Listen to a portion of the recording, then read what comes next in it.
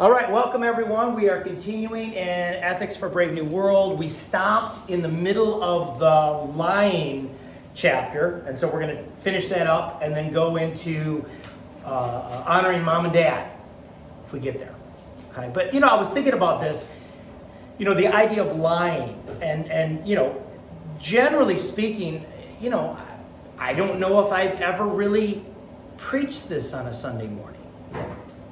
As far as the specific topic of lying. But, it's really, really important, not just for the obvious because God tells us not to, but we live in what I really believe is a post-truth culture. Yeah. Fake news, anyone? Everyone trusts the science. And then science suddenly becomes politicized and used to manipulate people into a certain way of doing things, right? And so we very much live in a society where lying happens so often. Now, obviously, you can get into the political realm, and that's, the butt of jokes going back, hundreds of years, right? The politicians lie. You want to hear politicians lie, just watch them open their mouth, right? That whole thing. But we've seen this in our own culture where we don't trust the news anymore, or are at least incredibly skeptical. And some people actually get cynical. I mean, there's nothing wrong with being skeptical, okay? In other words, making distinctions and discriminations about truth and what's not true, and that there's nothing wrong with that. But when we start getting cynical, and I'll be totally candid with you, over the last couple of years, I've found myself far more cynical about news than I've ever been in my life. And, I've had to go before the Lord and say, God, help me. Now, again, there's nothing wrong with skeptically looking at stuff and going, hey, that's wrong. But then when you don't trust anything, and that's kind of where we're getting, isn't it? Yeah. I mean, the COVID thing, masks, no masks, vax, no vax, and then suddenly now we're finding out data's been manipulated and all that kind of stuff and so it causes people to go, I don't trust, and of course the famous phrase, trust the science, as if science is the sole repository of truth. And it's not. Science is great. Science is a wonderful mechanism for discovering reality in the natural world, but there are people that operate science, right? There's people that operate the tool. And guess what? So as long as there's people operating that tool, it is prone to flaws. It just is. And so, so that's where I was reflecting on this again, because, so much of what we're talking about last week and what we'll talk, this is easy stuff to think through. It's not complex. And yet we find ourselves in a day and an age where, can you trust authority figures and things like that? I find, and then you find in our era what is true, but it's been discredited by the fact that what has been advanced as true has been spoken by somebody who had a checkered past.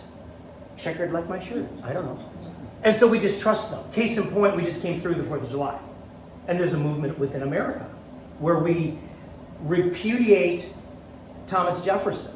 We find these truths to be self-evident, that all men are created equal, that they're endowed by their Creator with certain inalienable rights, right? His famous statement. And then we look at him and, well, you owned slaves all your life. I disregard you, and I disregard the very idea that you advanced. So let's burn the whole system down. Isn't that what we're doing? In other words, this idea of credibility, this idea, can I believe you? We're failing to make a distinction between the idea and perhaps the flawed individual that advanced that idea. Does that make sense? And so we start, going, hey, what you advanced is not true. I deal with this every semester when I teach American National Government at the LMC. Not so much at Allegan, because you've got a bunch of high school, these are upper level high school students. But when you get at the college level, in other words, when I'm actually in the Benton Harbor campus or in the South Haven campus or things like that, you'll get individuals that have no regard for the founding, no regard for their ideas, think that the Declaration of Independence is a flawed document, think that Jefferson is a flawed individual, and we need to disregard everything, think that the Constitution is a flawed document. I've had students go so far as to say, listen, we need to just scrap the current Constitution, have a brand new Constitutional Convention today, and what we'll create today will be a better Constitution than the flawed document that's been given to us. In other words, so there's a very real credibility issue with some principles that, the ideas that have made this country, again, a rejection of truth, a rejection of something that is firm, and so we deal with that. Lots of deep skepticism that I've seen with students. So in other words, I'm trying to say this chapter is really important, not just for the obvious stuff, but for what we're dealing with. Because if there's two different types of cultures, okay? And I've talked about this before, but I'll just say it again. Pitirim Sorokin, I've talked about him before, many times in sermons. Pitirim Sorokin wrote a book called The Crisis of Our Age. Pitirim Sorokin was a Christian who was the founder of the sociology department at Harvard University. In the 1950s, he wrote a book called The Crisis of Our Age. And he looked at all cultures throughout all of human history, not just America, not just Europe, but all cultures. And he said, generally speaking, there are two different types of cultures. There's an ideational culture, and there's a sensate culture.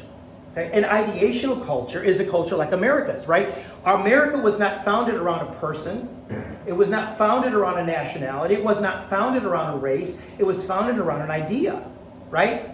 The Declaration of Independence. That's the founding principle. Now, the Constitution came from that. But that's an example of an ideational culture, right? In other words, there's something that stands outside of all of us and holds us all to account.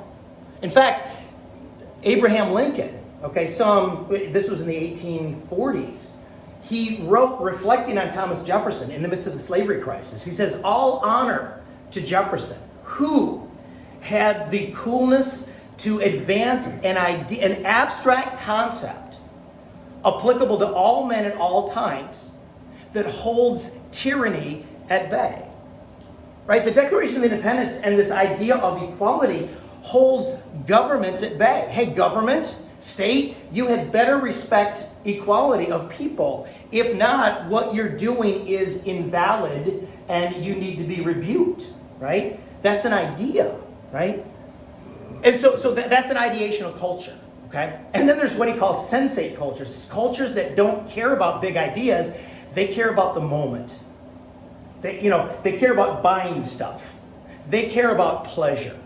They care about nothing but sex. They care about nothing but sensual indulgences, and they live for nothing but to please myself. And he said those cultures, when they get there, and you can see where America is quickly getting there, do not have long to last. And and what he said was, what can change that culture is something from the outside moving into it and injecting new life. And he said, and we would say, and he said, it's revival. The only thing that can save, once a culture goes that way, people, politicians, business people, they try to fix, and they can't fix it. So they said, something has to act on the outside to infuse new life on it, and it's a revival or a spiritual awakening. Anyway, what I'm saying is, in America right now, we are rejecting the truths that founded this country. And so lying and deception and all that kind of stuff is very much in vogue, right? So this is very significant stuff. Forgive me. Isn't this just part of the population that does that? I mean, here yes. we sit here and we think what you're saying is right. I'm not saying, Jefferson, you're a bad guy, so I'm not going to listen to whatever you said for the Declaration of Independence. I'm not going to do that because I believe in the Declaration of Independence. So what he has done has nothing to do with what he wrote, because I truly believe that he was inspired by God to write something like that. I mean, otherwise, a normal man couldn't just sit down and just write that without some type of inspiration. Okay? So if people are going against all of this, it's just a small minority of people. How can a small minority of people control a whole nation? Because they control the media, and they control higher education, and they're fortunately situated in key places of political power. That's why. Which is very intentional. Yeah. And I mean, we could go off on this, but it's an intentional strategy Yes. by Yes, yes. the proponents of cultural Marxism in the 50s and 60s. Is that they basically said there needs to be a long march through the institutions of America. That's how we'll change this whole system. And they were borrowing it from Mao Zedong's long march through China. He marched about 5,000 miles or something to basically gain victory over Chiang Kai-shek's armies in the late 1940s to basically win. And in other words, it was a very long march. It was really, really hard, but he got there. That same logic from proponents of cultural Marxism said, this is going to be a long time, but if we can get the educational system, if we can get the media, if we can get the tycoons of business, and we can get them doing that, we can begin to change the mindset of the culture, and a lot of that's going on. A lot, they've been largely successful. Okay, but what is a key? What's the word I want to say? What is a key loss in all of this is truth. Truth doesn't matter anymore, or whatever. Or even if it did, I will cancel you. I will attack you and some fault you made, so that I can disparage your idea, so we can disregard that truth and go after the power play that we're trying to make to control. So truth really, really matters. I mean, and this is where I've said before, to borrow again from that great book out there, if you haven't read it, I've recommended it, Live Not by Lies by Rod Dreher, looking at our brothers and sisters behind the Iron Curtain. They realize as long as we tell the truth, we can bring the Soviet system to heel. But the moment we start speaking lies along with the culture and be motivated to do that, we're going to lose. And we got to be willing to face the consequences, but speak the truth. It's really important. Brings a thought to my mind where Pontius Pilate said, so what is truth? Yeah. You know? Yeah. A great example of that's cynicism. Just raw. It's just like there's no truth. It's just in his mind it was just political power. Yeah. And here's somebody who's speaking truth to power, right? Mm-hmm. Even as he's willing to die for the people, is pretty powerful stuff. Yeah. So this is important. This is what I tell students that are skeptical of our founding, skeptical of Jefferson. And maybe you've heard me say this too, but I'll say, stealing is wrong. Don't steal. Don't take what's not yours.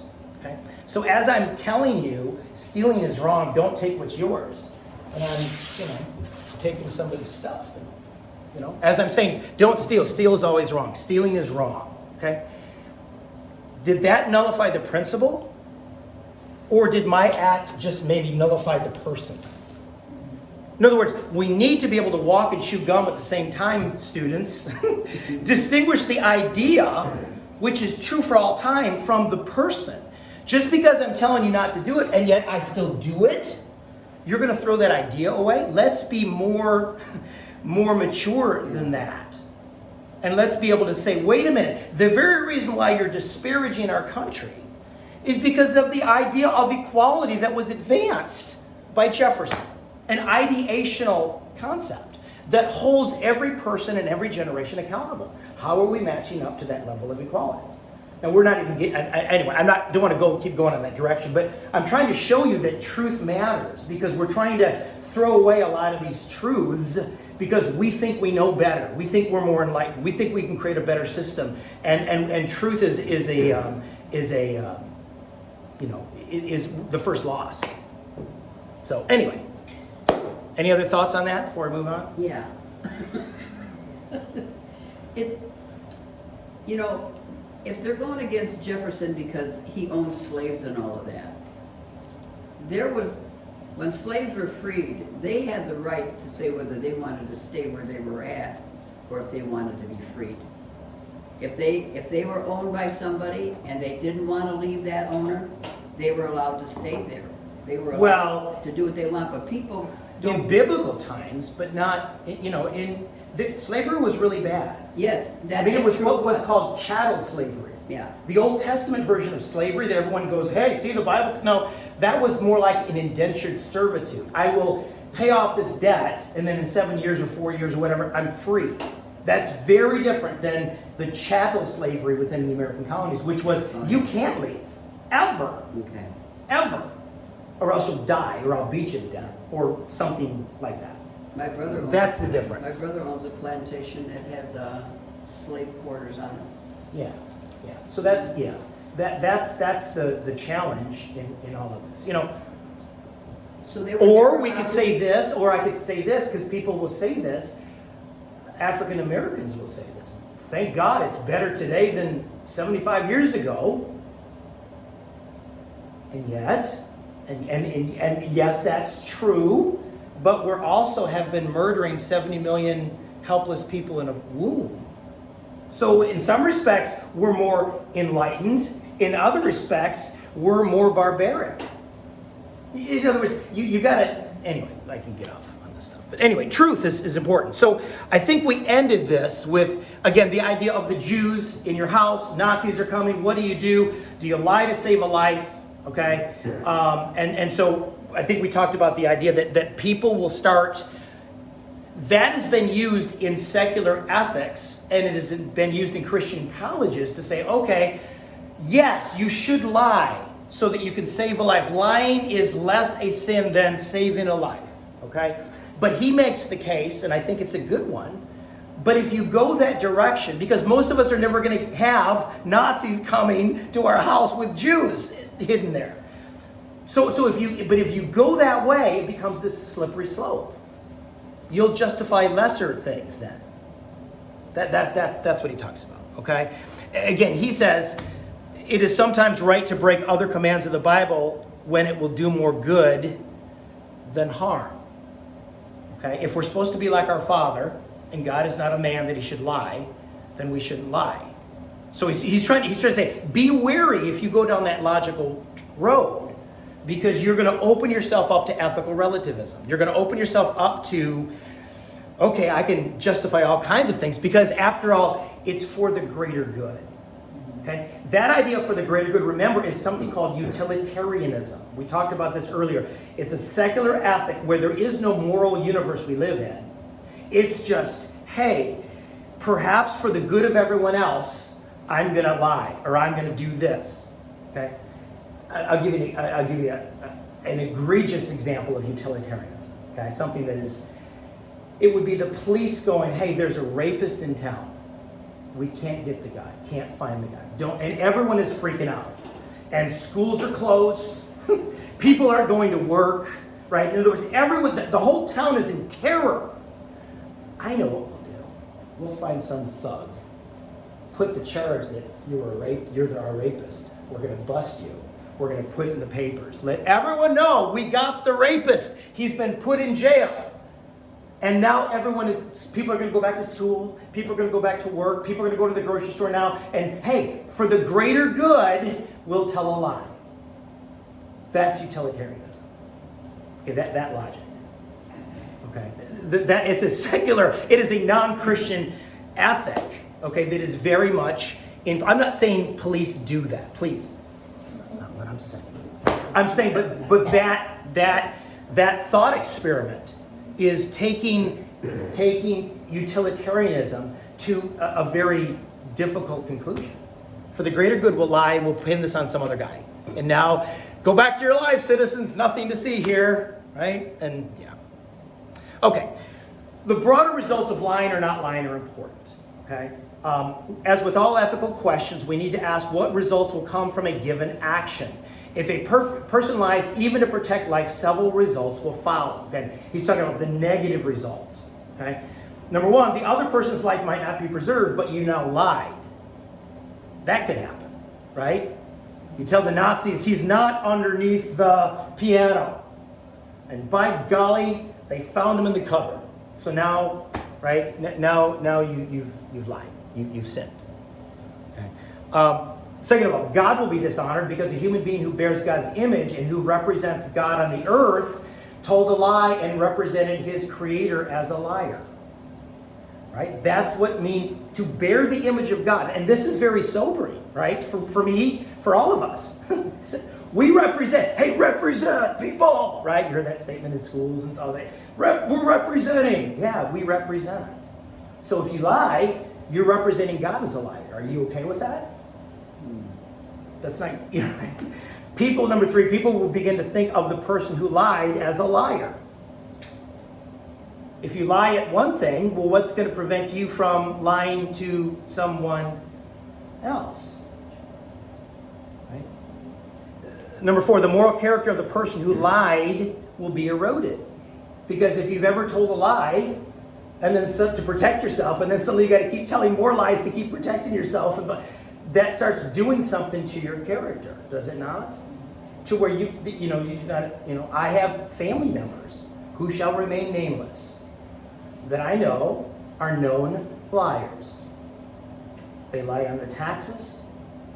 They get ridiculous sums of refunds immediately. I'm still waiting on mine. And I know that person, I can't trust the word that person's saying, because they've done that and all kinds of other things so many times that their character is very questionable. So you have to be careful of it. Number 5, it will become easier for the person who lied to lie in the future, because once a person thinks it's right to lie in some circumstances, obviously it's an easier solution. And number 6, worst of all, for parents, grandparents, right? Others imitate the person's act of lying, right? Your kids see you lie. There you go.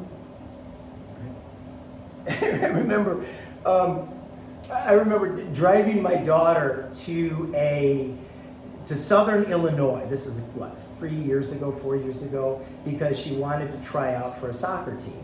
Okay, and we're driving, and I'm going 70, 72, 70. I try to keep it all the way there.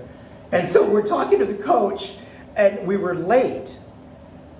There was a snowstorm too, so we had to drive. And so she told the coach, "Hey, sorry we weren't here, but my dad, he drives slow. He doesn't speed." I said in front of everyone, I said, "Well, I've got to answer to God for my driving, and come to think of it, so do all of you." So and it was just like, it was one of those, record player moments. It was like, okay, yeah. But this idea of trying to be truthful and yet using an evangelistic opportunity. But this idea of trying to model a behavior, and every parent has to do this, and not every parent is successful. I know I've probably botched it a few times. How about you?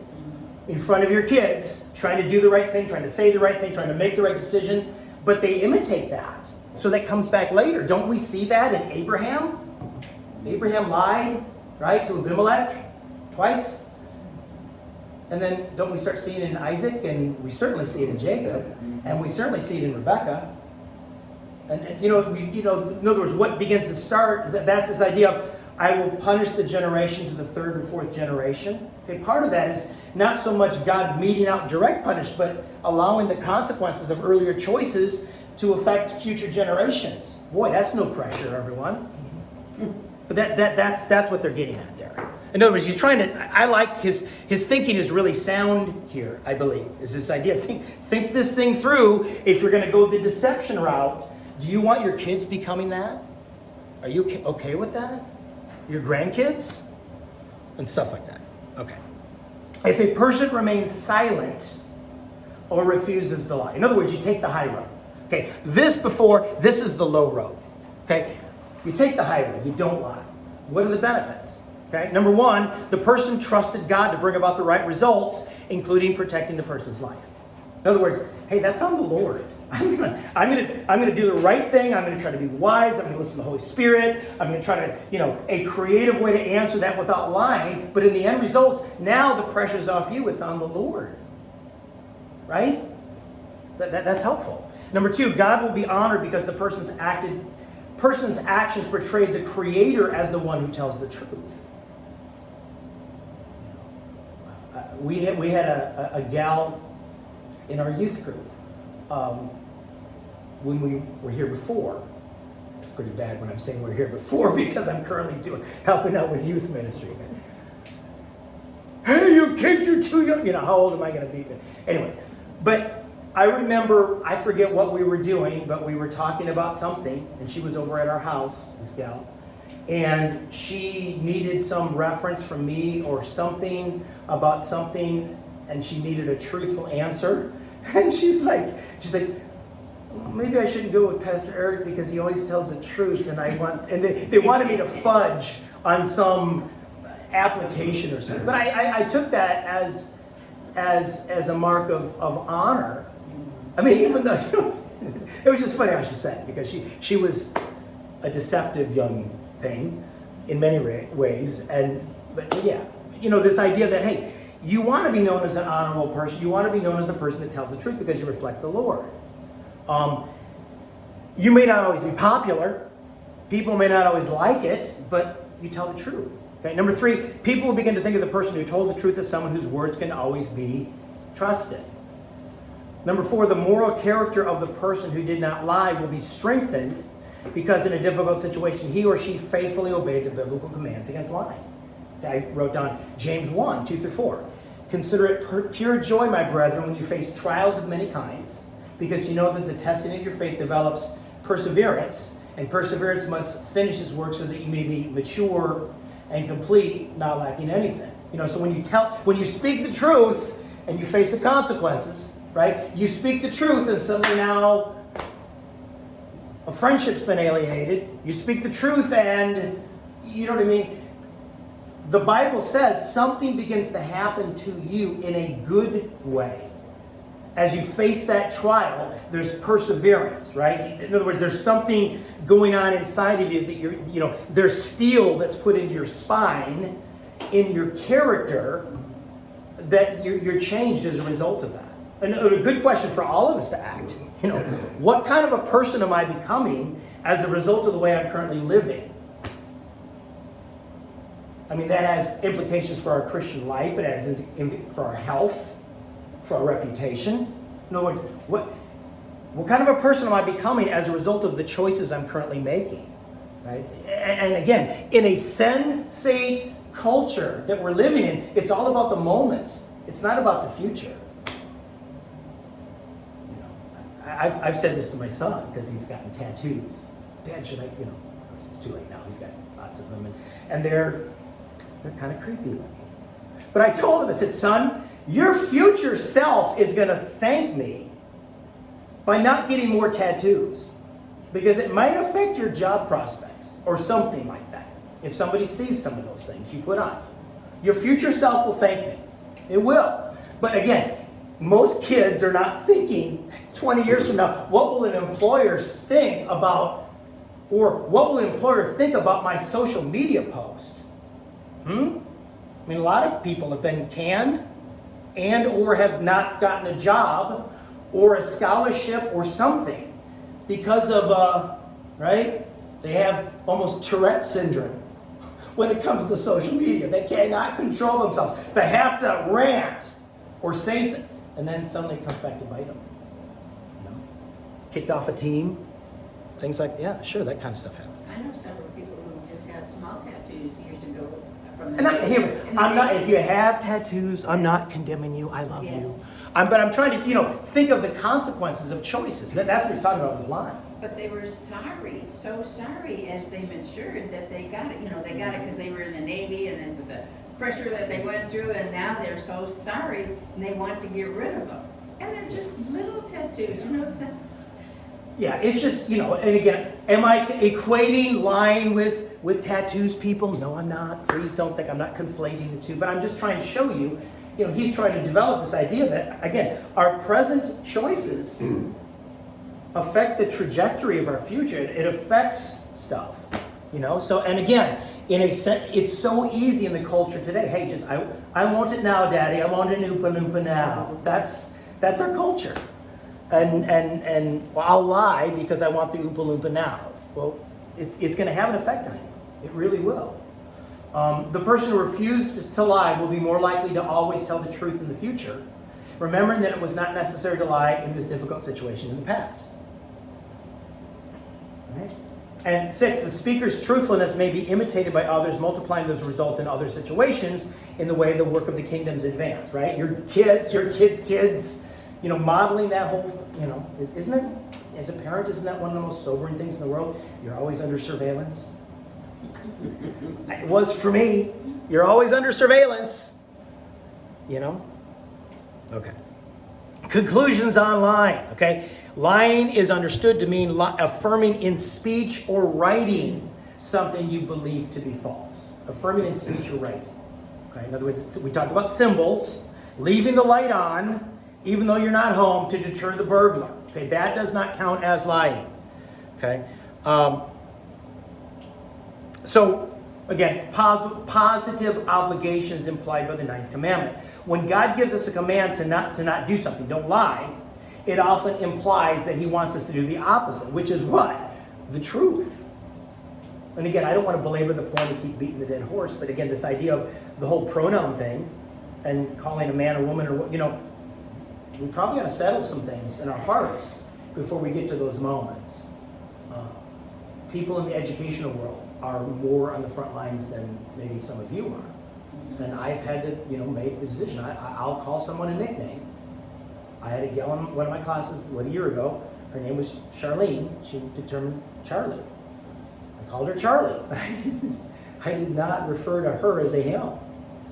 And we actually became friends. She was a very good writer. So when we did our discussion posts, I would always praise her, and then I would talk to her after class and go, I told her last day class, I'm going to be on you, Charlie, if you stop writing, because you're so good at it. You got a future in this. And I was trying to be very loving and gracious in the midst of that, but I will not call her a him. You know?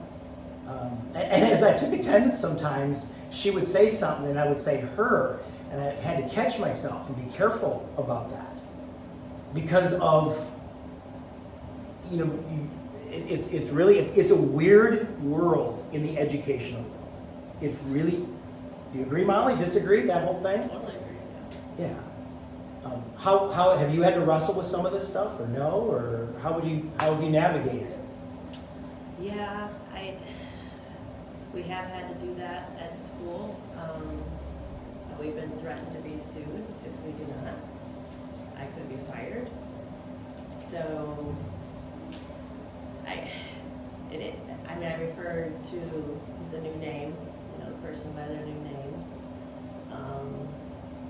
And don't always have to use a pronoun, like you said.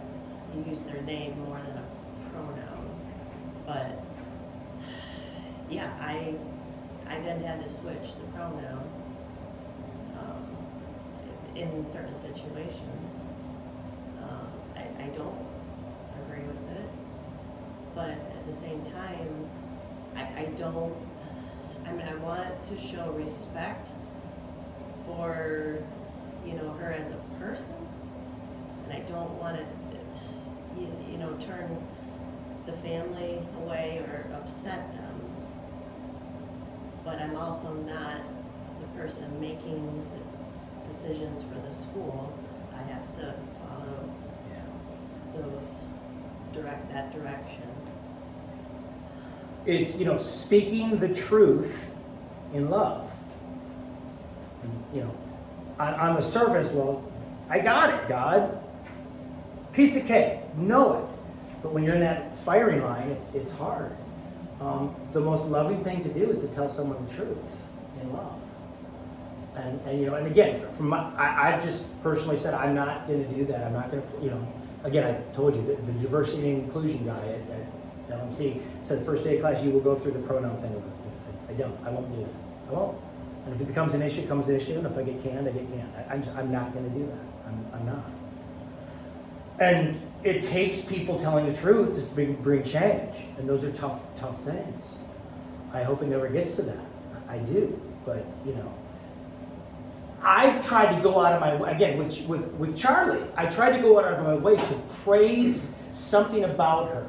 Not back, but her writing ability, to really come across, I care for you as a person, even though I don't. And again, it never got to well, you're not calling me that and I'm going to the administration. It's never gotten to that. And I hope it doesn't. I think what Jesus said, we need to be, what? Shrewd as serpents and harmless as doves.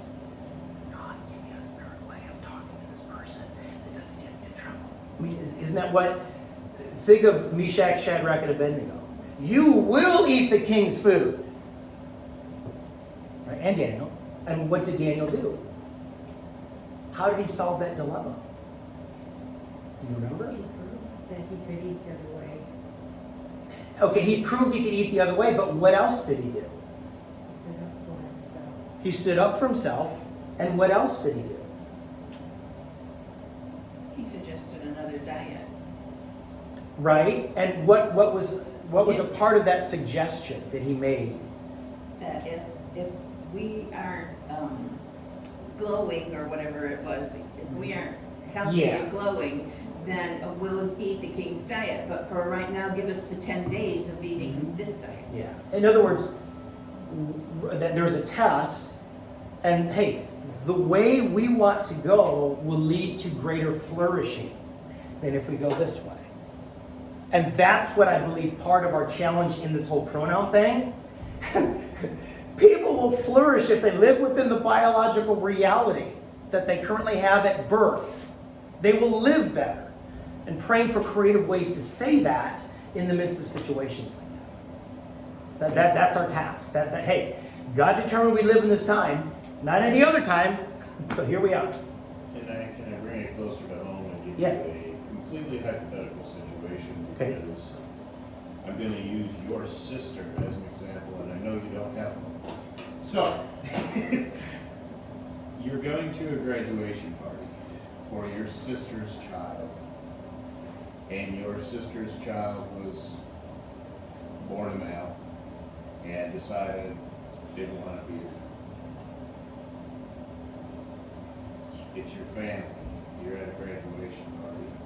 You're trying to respect your sister. You're trying to respect your niece/nephew. How do you interface with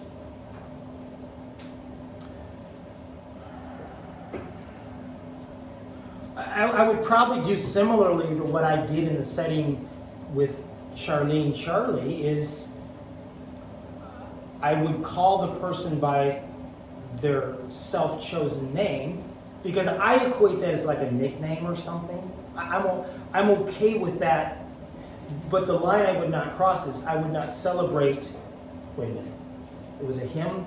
Was it sister? Okay, biological. I would not celebrate the self-constructed maleness, but I would support them as a person. I would try to hone in on how can I honor you as a person. I would honor your graduation. I will honor your academic achievements. I will honor you if you were in sports or what. I will honor that part of you, but I will not honor that part of you. I would make a distinction. And maybe prior to that graduation, I would be able to have that kind of clarifying conversation, but maybe not. I would not support that. Wait a minute. So I'm trying to figure it because it gets confusing. You can So- change the scenario. No, so it's a gal, okay, and that gal who identifies as a boy now wants to get married. I'll add another layer of complexity. I would not honor that. I would not go to that.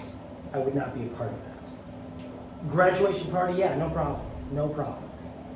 And I would hone in on their personhood, but when it came to that element, I would not honor that. Not even for your sister. Not even for my sister.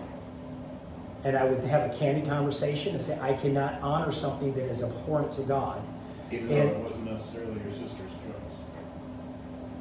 It was your niece/nephew's choice. No, Your sister I wouldn't do Your it. sister may side with you in this case. Yeah, I wouldn't. I would make it very clear to the sister and to the niece, I love you as a person, but I cannot support something that is a lie. And And again- that would be hard. And again, that was a And hypothetical situation. I've had to counsel someone about almost the exact scenario, not a graduation, but a marriage, when I was in Illinois. And the person took the advice and took it on the chin. I mean, just, the family got ticked and the whole 9 yards. And I told him, I said, this is your choice, not mine. I'm just giving you pastoral advice. You cannot tell a lie. You cannot endorse a lie. And I said, celebrate their personhood, celebrate them in every way you can as a person, but make a distinction between the person. And here's the rub. The person that embraces transgenderism and homosexuality, they are conflating. When I say conflating, you know what I mean conflating? The word conflation means you're making them the same thing. So they're conflating human sexuality with personhood. Okay? And for us as Christians, we understand that sexuality is not the core. It is not the core of what it means to be human. The core of what it means to be human for us is image of God, personhood. Okay? So we're going to say your sexual identity is a part of your, it's how you are, but it's not who you are. Who you are is anchored to something richer and broader and far more substantive than your self-constructed choice to change your biology. And that's what I'm trying to help you ground yourself on. You're settling for something less. You're selling short something. You see what I'm saying? And that's why they get so mad. That's why the sister and the daughter would get ticked at me, perhaps, because they're conflating sexuality with identity. And we would say as Christians, that's not true. Your identity is connected to the image of God. And the Bible says in Genesis 1:26, in the beginning God made them in his image, male and female. I cannot make it any more clearer than that. And it's becoming harder and harder for Christians to hold the line because of the social pressures. That scenario that Brad shared is not unusual anymore. I mean, 10 years ago, I mean, Brad, what science fiction novel have you been reading? You know, but today it's like, no, that's fairly common, that kind of a scenario. You see the distinction, and that's what they're doing. Again, the book Brave New World, the book The Rise and Triumph of the Modern Self, one of the recommendations, that's exactly the case he makes. He says, what's changed in our culture? Why does Bruce Jenner or Caitlyn Jenner seem to be acceptable to more and more people? Because our culture has changed where they conflate sexuality with identity. That's why they get so mad. That's why there's something called SOGI laws. That's why there's all these civil rights suits. That's why Molly says, I might get sued if I don't call the he a him and a him and a he, her. Anyway, I get confused already. A Z, a zer. I mean, it gets bizarre. I mean, the names, like, good grief. What a word salad mess. But because there have been lawyers and legislators that have ensconced this into law, and which makes it prickly. I'll give you another scenario. This is a real scenario. Talking to the camp director of this camp that Christy and I are going to next week, pray for us, okay? This is like, oh my gosh. You know, because this is so different than any youth ministry thing we ever did, because basically Christy and I are free help. We basically are we are employees working for this camp 24/7, 365 for free. In fact, we had to pay $50 to get the privilege. It's crazy. But anyway, so the camp director said, we had a scenario last year where, I get this right, it was a gal who identified as a boy who got to the camp and got into the showers. Okay?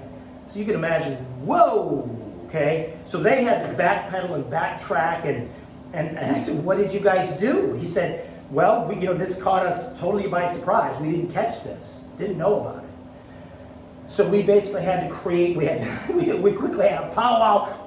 So they found a separate cabin with separate shower facilities and said, listen, you can't stay with the guys or the gals, because she didn't want to stay with the gals, and put them in a separate one. And God moved in her life. She gave her life to Christ. And then after the camp, they haven't heard anything from her since. She's not coming back. They don't know if she got, But we were like, we had to make a call here, because it was like, so we thought the best thing to do is a neutral thing. Hey, we'll put you in an entirely neutral setting. You're not with guys, gals, and because that preserved, first of all, from a legal standpoint, that's, now you might say, well, that's a violation of equal protection. They identify it as so you must, but hey, we're a Christian organization here. We're going to lay that trump card here. And, in a public school, they don't always have that religious liberty trump card. And that's the hard part. So I said, what are you going to do this year? I said, because they were talking to Christy and I about this. We had a Zoom call last week. He said, first of all, if you got a scenario like that, come to me immediately. I said, well, have you done anything to vet them? He said, yeah, this is what we did. We changed our application. On the application, you have to say, are you a male or female at birth? Wow. So he said, that's how we're catching it. He said, so that way, if somebody suddenly, hey, you just lied, now we're talking about lying, on your application. I go, that's a great idea. So that's how we've done it. And so, but he said, you might find a scenario like that, so we might have to, we were going through all these hypothetical what ifs in the meeting, because, Christy and I are basically on staff there, whatever that means. So it's interesting. But yeah, that's you might not like it, might want to hide in the corner, but I guarantee you it's coming after you. It's coming after your kids, your grandkids, your, schools, summer camps, the whole 9 yards. The Supreme Court just ruled on a case, he's on the sexual predator list. He changed into a Ella, a her, and he wanted his name removed from the sexual predator, and the Supreme Court said, no, you can't do that. You can't change sexes. Get your name removed. Yeah, my prayer is that this becomes so insane, without people getting hurt, that, cooler heads will prevail and will disentangle this mess. Because let's remember, all the proponents of gay marriage were like, hey, if you give us gay marriage, it'll stop there. And it's not. Because ethics exists on a continuum, right? If ethics is merely utilitarian, the greatest good for the great amount of people, because that's what's driving SOGI laws, that's what's driving the transgender, all these rights they have now, is utilitarian ethics. Hey, the greatest good hey, we're trying to include more and more people into the fold, okay? There's nothing from the outside calling that to account. So ethics will not stop once it reaches one stage of a degeneracy. Of course, even using the word degeneracy, they would say, well, it's true, it'll keep going. In other words, gay marriage was not going to stop at gay marriage. Now we've got polyamory, multiple partners. Marriage is, hey, love is love, baby. Go for it. You got that. You got transgenderism. You've got talks of removing the prohibition against incest and the prohibition against pedophilia. That's on the table. In other words, again, ethics exists on a continuum. If there's nothing, if it's not deontological, remember deontological is duty-based, right? There's idea here, from scripture or whatever. If you don't have that holding ethics to account, it will continue to degenerate. Where we are going as America is we're very similar to first century Rome. Whatever. First century Rome morally, whatever. And I really mean whatever. I'm currently finishing up a book on the first, 5 Roman emperors. It was whatever. I'm not even going to talk about it online. I don't want to. I didn't even want to hear something, but I thought, you know what, I need to have some context because I'm looking at Tiberius, who was the emperor when Jesus was crucified, and I'm looking at Caligula as the first persecutions arose, and then Nero, who was responsible for killing Peter and Paul. I thought, I really haven't delved into this. I need to learn a little bit. It's like, ooh, okay. So anyway, meanwhile, back at the ranch, okay, obviously telling the truth, okay, it's important. What do you do about slander? You ever had slander happen? What is slander?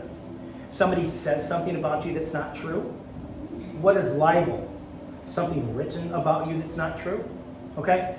Proverbs 22 verse 1, a good name is more desirable than great riches. It's more esteemed than silver or gold. In other words, your reputation, once you lose it, it's hard to get that doggone. And a cancel culture, oh my gosh, they're capitalizing on that. Hey, if I can just cancel that person, then hey, who they are and what they do will never ever be acknowledged again, or as true or whatever.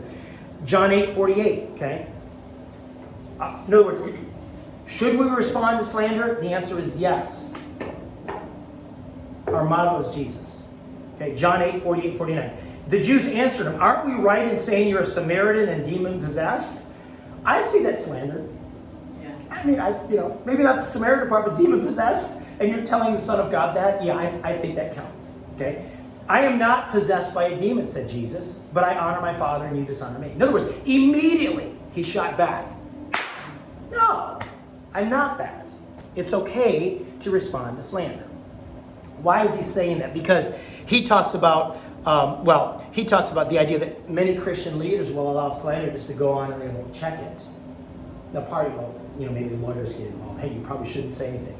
If it's not true, it's okay to challenge that. Okay? John 8:49 illustrates a general pattern in Jesus' ministry. He always defended himself immediately and firmly against false accusations throughout his entire ministry. And there's all kinds, you know what I'm talking about, okay? The only exception is the unique situation when he was on trial leading up to his crucifixion at the end of his life, and then he was silent. Remember? What he's saying is he's dying for the sins of the world. He has to be wrongly charged.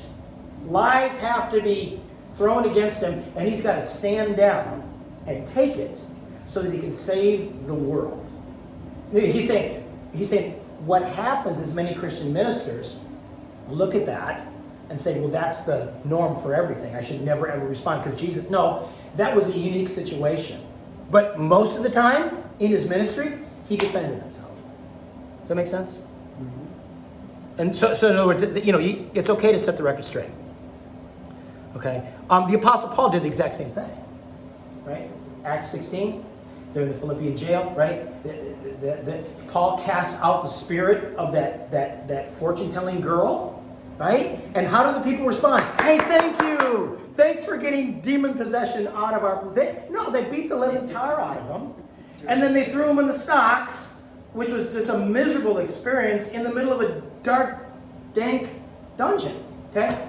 And what happens when they, the earthquake comes and they're releasing their chains and the jailer gets saved and it's great, right? They're singing praises at the midnight hour. But most of us forget what's the back end of that thing. The officials come back to him. They're like, hey, you guys are free to leave. And Paul said, whoa, hold on.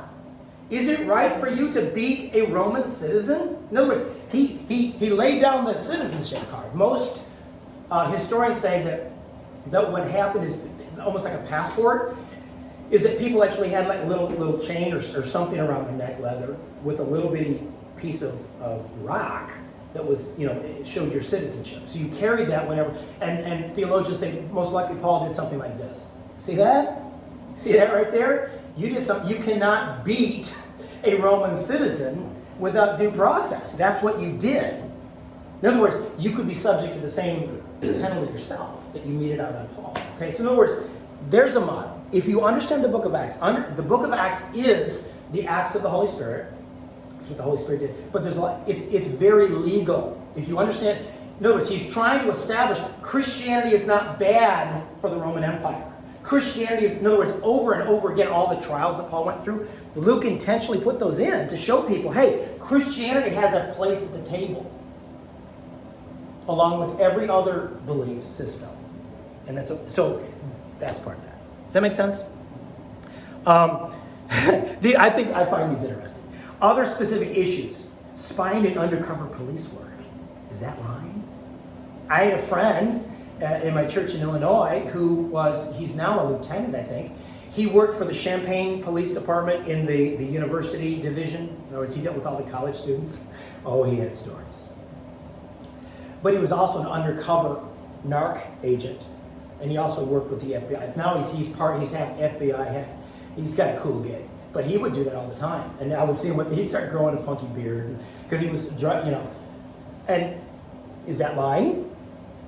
What do you do with all that? He says, Gruden's conclusion is that there are some actions that would be morally acceptable for a Christian working as a spy and other actions that would be morally wrong. It cannot be wrong in general to work as a spy, for God himself commanded Moses, send men to spy out the land.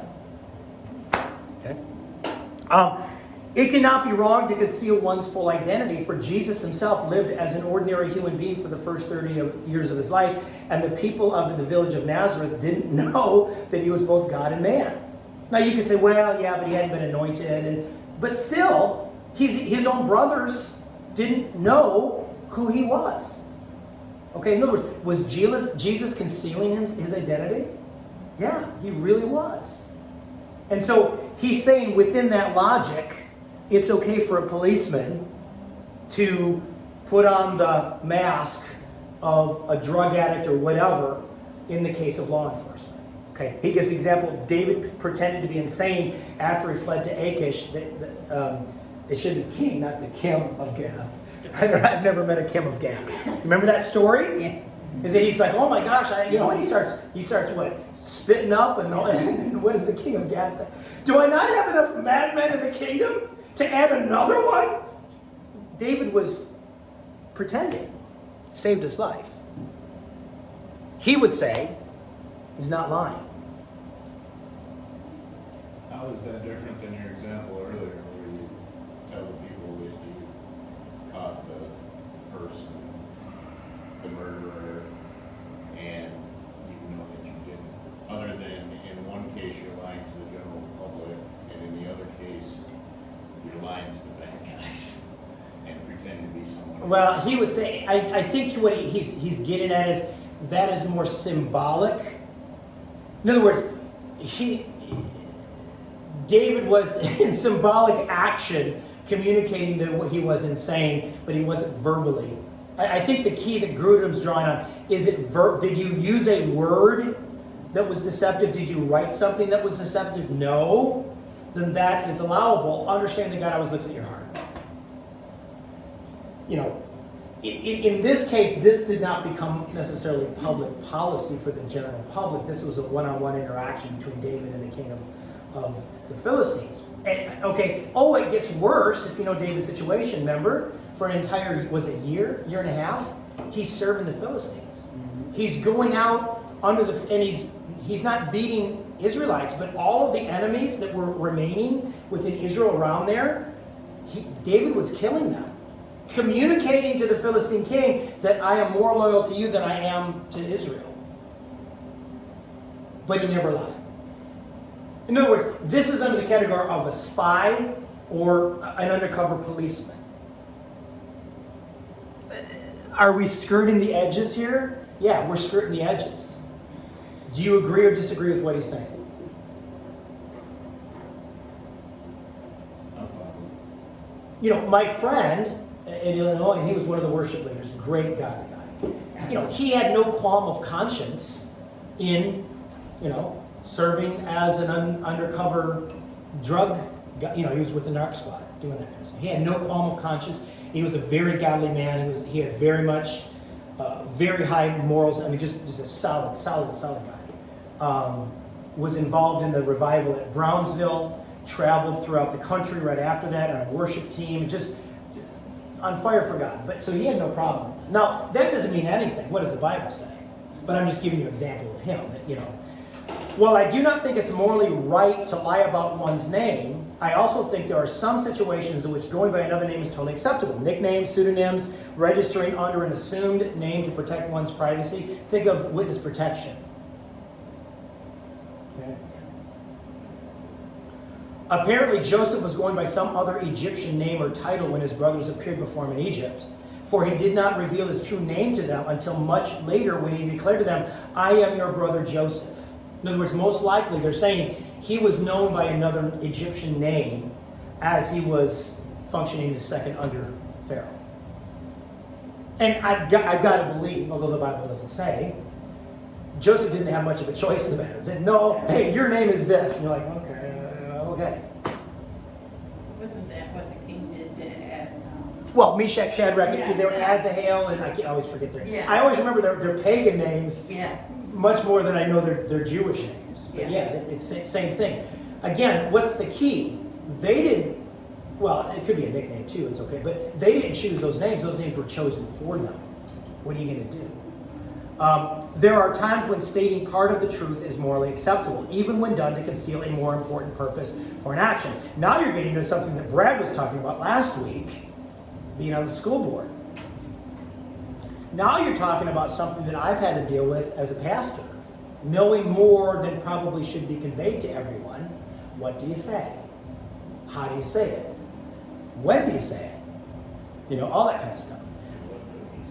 Huh? And what do you withhold? Yeah, what do you withhold? Yeah. The Lord commanded this in the case of Samuel when he was told to anoint David as king, even though Saul was currently king. God said to him, take a heifer with you and say, I have come to sacrifice to the Lord. Okay? he was told to anoint a new king. Samuel was told by God, though, when you do it, you don't have to say everything. Just say, I've got a heifer. See this heifer? I'm going to sacrifice to God. Now, he's also going to anoint the king, but you don't have to say everything in your heart. In fact, what does the proverb say? A fool speaks his whole mind. That's something that we've had to deal with our daughter Alexi with. All of her life since she's a little kid. What's wrong with you? You're fat. She would do that. And you're like, oh, honey, you don't have to say that right now. That's not, don't do that. I mean, she would do there's all kinds of examples of that. It's like, no, yeah. On top of that, well, I'm not going to say it's on video anyway, but yeah, there's all kinds of other things I could tell, just funny things. It's like, honey, you don't have to say that. Thus, justification for Christians to say that their purpose in traveling to another country is to teach English. English is a second language. This happens all the time with missionaries. Even though a more important purpose may be to do evangelism. Also for a spy to travel to another country as a management consultant. In other words, he's saying there's some workarounds here. Christians do that. Are you saying that every missionary that says, I'm going to China, you don't think the Chinese government knows when you say, I'm teaching English as a second language, ding, ding, ding, ding, ding, ding, ding, missionary alert. You don't think they know that? Of course they do. Are you guys okay with that? Not okay with it? What do you think?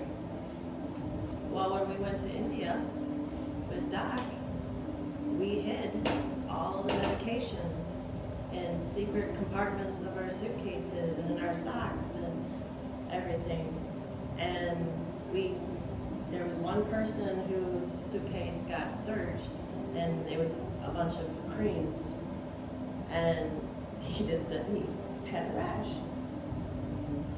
Because our whole mission would have been Right, we're there for medical missions on top of, I mean, I'm sure other evangelism, but medical. But we didn't The whole want- purpose of medical missions is to actually have some medicine to do for missions. Because if they would have found out, the government would take it. We were told to be careful because if the authorities would have found out, we could have been in big trouble.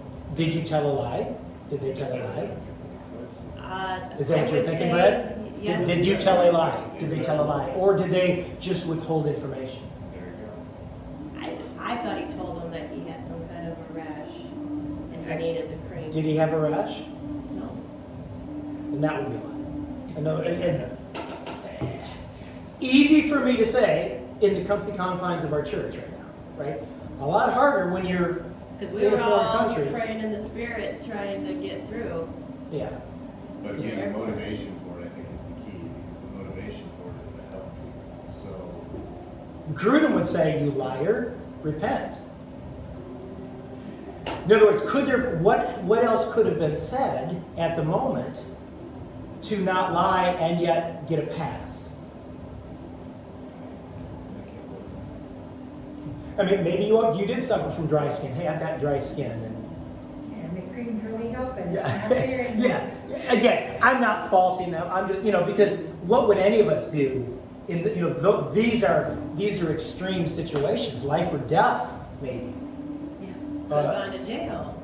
Or I mean, in prison, death perhaps, jail probably, and also most likely your whole mission is scrubbed. They would have arrested How do you- us. If they would have known what we were actually doing, they would have arrested us. Forgive me, which country was this? India, So India. these are not Muslims, but probably Hindu right? people. Right. Yeah. So yeah. It'd be like when the question about being vaccinated. And I heard many people say, when I say I'm vaccinated because I've had all these past vaccinations. Well, that's lying, right? Or implying. Yeah, you gotta deal with that stuff. I am not vaccinated. I've And had they it. asked I've had me, it said I twice. had 20 other vaccinations. I've had COVID twice. I got through it. I believe in natural immunity. Some people disagree, whatever. But I also was asked point blank by the college in January. Because remember, at the time, the Biden administration was, hey, you either get the jab or you're done, or something like that. So LMC was asking everyone. And they asked, you had filled this form. You had to. Have you received it, and will you receive it? And I said, no, I haven't. No, I think the only question was, have you? And I said, no, I have not. yeah, it's And it gave me no other option. I couldn't explain anything. But I was like, hey, I've got to be honest about this, and hey, if I got to take my lumps, I got to take my lumps. You know, again, the thing is, you may not care about politics, you may not care about the government, but the government sure does care about you, right? That's the job. You know, these kind of situations is try to be truthful as much as you can. And if you have to fall on the sword, you have to fall on the sword. In that case, there was no creative way, there was no workaround, like Molly said on that form. It was either yes or no, lie or deceive. I told the truth. And I was like, you know, and of course the Supreme Court shut that down, and here we go. So I didn't have to face that. But if I had to, I was going to be like, well, I don't know what to tell you. Most likely, I would have been consigned to teaching online for a while. Most likely. But I don't like teaching online. I mean, I can do it. It's very convenient. You can be in your shorts or your underwear and a nice shirt on, and you're good. Okay? But with teaching kids, there's no substitute for being present with kids. I'm a firm believer. I just think kids learn better when you're actually there. Because they can check out. I see, you know, you turned your monitor off, and I know now you're downstairs gaming or whatever. I know that's exactly what you're doing. Because I would call on someone, hey, John, what do you think about that? Crickets. In my head, I didn't say nothing. John is gaming right now. I know John is gaming, or John went back to bed. Yeah. Okay. A little bit plagiarism. What's plagiarism? Using somebody else's material. Yeah. So, you know, when you use another's work and you don't give them credit for it, hence footnotes, right? That's part of. Okay, I'll get on a soapbox. I'll get off. That's part of my beef with a lot of Christian literature. When you go to the Christian bookstore, I don't see footnotes, and I'm like, I understand you got some of this from God, and that's cool. You don't have to footnote God. But there's other stuff, I'm like, where did you get that information from, and why isn't there a footnote? That's plagiarism. You shouldn't do that. Now, I'm more attuned to that because I've been involved in serious academic writing for a while, and I kind of wrote a book. No. But you shouldn't do that. When a reporter copies someone else's works without attribution, here's one. When pastors preach blocks of material that they found in someone else's sermon and claim it as their own. Does that happen? Yeah, I've seen, and I could reference the particular pastor, and all of you would know this pastor's name, who sells their sermons. You thought I preached good? You can buy my sermon and re-preach it yourself. I'm like, that's pretty lazy. How about you study yourself? How about you hear from the Holy Spirit yourself? Okay? Which is why you'll always see me, if I'm using somebody's quote, of course we haven't been using notes because of COVID and stuff, but I always had notes, and I attributed. I'll probably attribute something today. I can't remember what it. I'll always put, this is where I got this from. I'm not that smart. That's just being ethically responsible. You don't sit there and claim it as your own. There was evidence within the Baptist Church, Southern Baptist, a year ago. One of their own, in fact, I think the lead guy, the president of the Baptist Church, was found. He did a whole series of the book of Romans, and he basically borrowed some other pastor's entire sermon series, and he had to face that at their annual council, and people were challenging him on that. Is that lying? Yeah, that's lying. You don't do that. Do I research books every single week when I prep for? Yes, I do. I got tons of commentaries. But when I want to give credit due, I give credit due. Anyway. Okay. Can you tell I feel strongly about that? What if you, because this has happened to me, I've used a quote that's really touched me, and I forgot who wrote it. But And that's okay. okay. What you could say is quote unknown, or something like that, or author unknown. At least then you're not lying about it being yours. You're Yeah. admitting that it's someone else. If you go to my Twitter page, my little motto that I have on there is great minds discuss ideas, good minds discuss events, but small minds talk about other people. And I put attributed to Eleanor Roosevelt. Because I've tried to, where is this quote from? And most people say Eleanor Roosevelt said that, but then they'll qualify and say, but we don't know for sure. So I put attributed.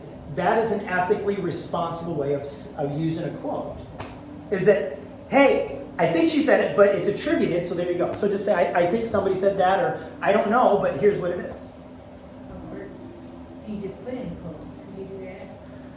No, you would just put in the footnote, like I've seen this, you would put author unknown or attributed to or something. In other words, you make a responsible attempt to tell people, I don't really know who this person is. I didn't say myself, the source is unknown. And that's okay. Now, an editor might come back and go, hey, you might need to do your homework. But in my book, we didn't do one of those. If we didn't have the source, we didn't include it. Because I'm like, I'm not going to deal with an editor and have to go through 58 footnotes and try to chase that. That's time I don't have. And interest I don't have either. Okay.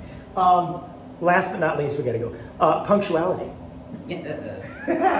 I recognize that a habit of lateness does not fall into the category of a major sin, such as murder, adultery, perjury, but it still has some significance. If your friend agrees to meet you at Starbucks at 11, but they don't make a reasonable time to keep his word, this is a failure in his obligation to be truthful in speech.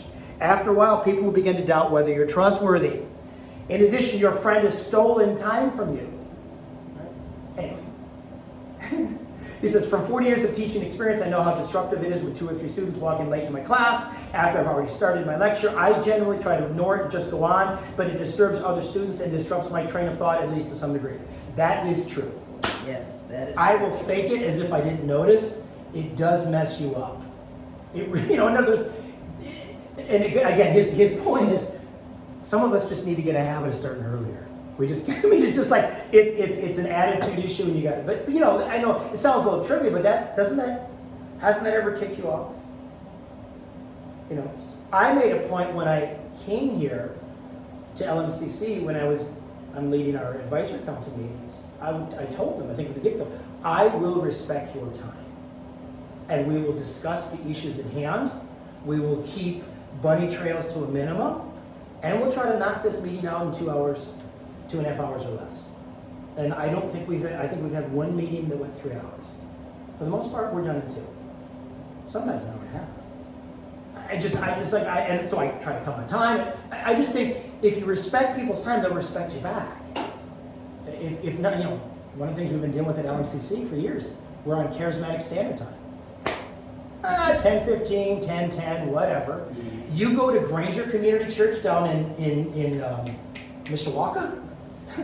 I've told you this before. Their doors are like, you cannot go in the front doors. You have to go in the side doors in front of all 2,000 people and find your seat if you're late. In other words, they've created a culture where it's like, we will punish you if you're late. And guess what? Everyone's there. People are seated well, but in other words, there's no straggler there for their services.